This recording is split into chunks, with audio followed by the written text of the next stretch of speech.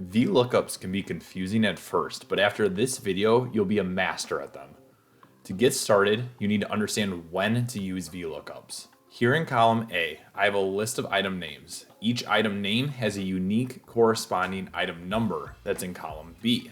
A VLOOKUP can be used anytime you want information to automatically appear that corresponds with another value. The lookup value will have a partner value appear automatically if the first value is found. So in this example, I can use a VLOOKUP to have the item number automatically appear in column B every time I type a material name in column A. Now that you know when a VLOOKUP can be used, let's go ahead and get started and learn how to use them. It's easiest to start this function by building what is known as a table array. What the table array does is it tells Excel what values are linked together so it knows what to return. Now you can technically create this anywhere in your spreadsheet, but to keep it organized, it's best if you just do it on a separate sheet. On the bottom of your spreadsheet, go ahead and click this little plus icon, and that's going to create a new spreadsheet that we're going to create our table array on. I'm going to right click on the sheet that we just created, and I'm going to go to where it says rename, and I'm going to call this sheet table array just so that this is easy to follow. But this step is completely optional. Now that I've got the sheet renamed, we can get to entering our data. Here in the table array is where we're going to type only once what Excel will encounter and what we want it to return if it finds that value. We really only need two columns to do this. In column A, I just need to type out the item name one time, and then in column B, I just need to type out the corresponding item number one time. So now my table array looks something like this. Once your table array is complete, you can go ahead and click onto the main tab and we can get started making the VLOOKUP function. So we're going to start the VLOOKUP function in our example here in cell B2 because we want the item number to appear that corresponds to the orange drink. Once I'm inside of that cell, I'm going to go ahead and start by typing equals VLOOKUP with an open parentheses. The first thing that we need to do is define the lookup value. And what this means for us is we need to tell Excel what cell has the item name that it's ultimately going to want to find the item number to return for. So in our example, we're going to go ahead and we're going to click on A2 because we want Excel to return the item number for the orange drink in this cell. When we clicked on the cell, you can see that Excel automatically typed out A2. And once that's been selected, you can go ahead and you can click comma. Once the comma is typed, you can see that Excel is now asking us for the table array. And luckily for us, we've already created this. We're going to go ahead and click on the sheet where we typed table array. Once we're here, I'm going to highlight both columns A and B, and we're going to do this by going up to the A that you can see here. I'm going to hold down on my cursor and then drag it over to column B. Once I'm over column B, I'm just going to release on the cursor, and once that's done, I'm going to click comma again. Now I just want to take a moment to pause and recap on what we've done so far. So don't type out anything or click anything, just check that you're with me at the same point. At this point, even though we're in the table array tab that we made, if you look up at the formula bar, you should still see the VLOOKUP that we're typing out. Because even though we switch sheets, Excel is smart enough to know that we're still giving the VLOOKUP information.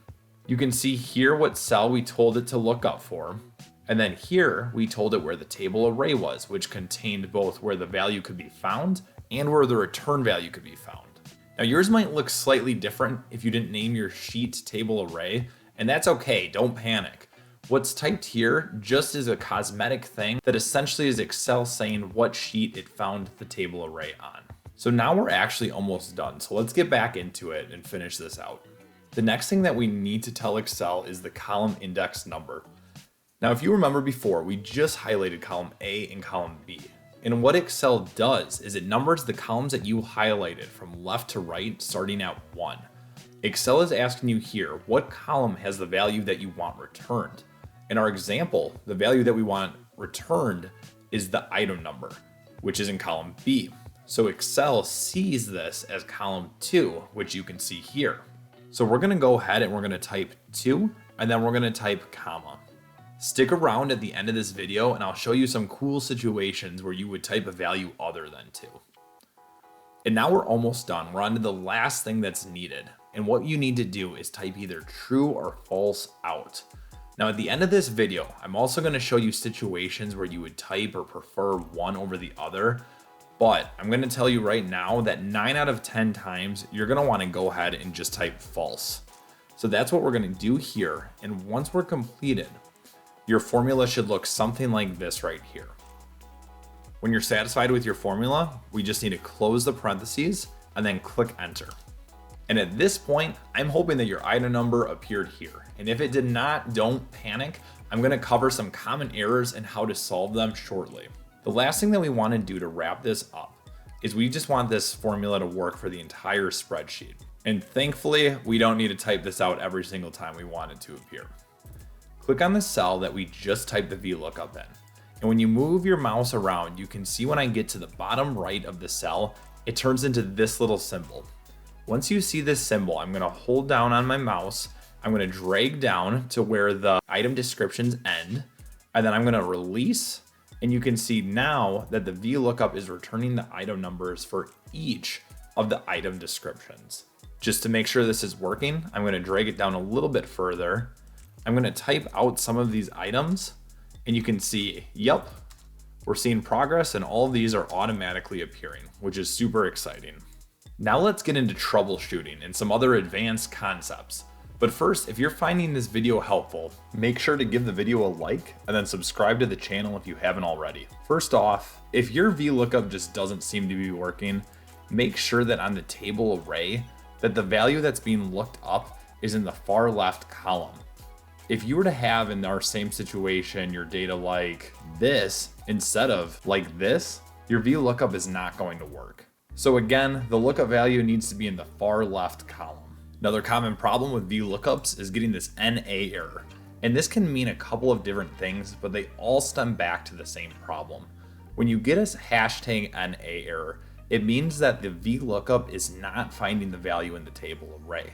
So the first thing that you want to do when you see one of these errors is go to the table array and make sure that every value that you want it to find is within the table array. So here you can see that orange drink got deleted, which is why it's throwing the NA error here. So when I go in and I type out orange drink, click enter and go back to the data tab, it's now working.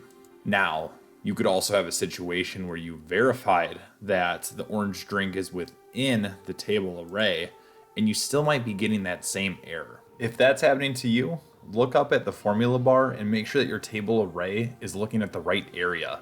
It's possible that maybe the area that you specified to look for the lookup value isn't encapsulating where that lookup value really is. So look at this first area between the first two commas. All right, next cool thing. I talked about earlier how in the third area we put a 2 because it was the second column that the item number was in. We can actually have more than 2 columns in the table array. So let's say here that I also have flavor. Let's say that I filled this out.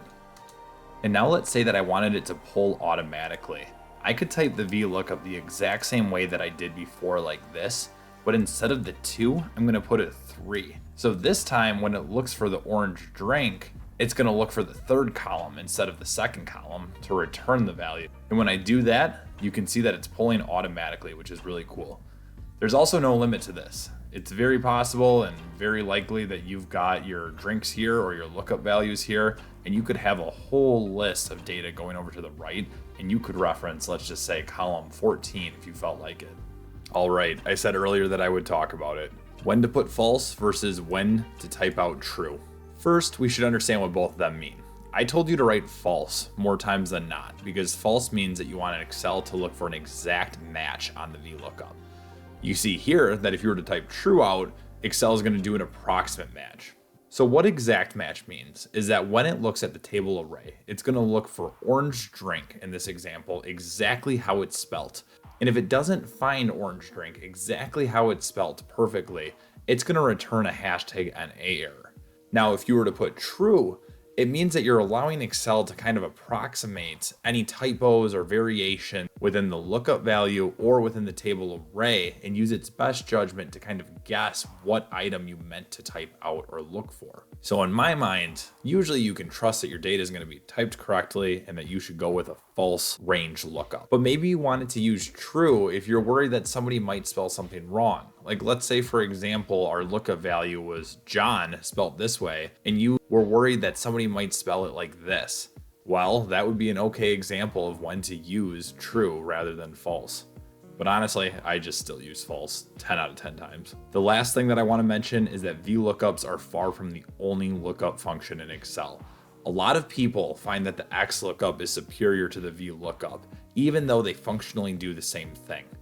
I would say that if you're new to lookups and you're interested in maybe learning one that's a little bit more user-friendly, check out my video here that goes through how XLOOKUPs work and how you can use them. If you've made it this far, I appreciate you watching. Don't forget to subscribe to the channel, and I'll see you in the next one.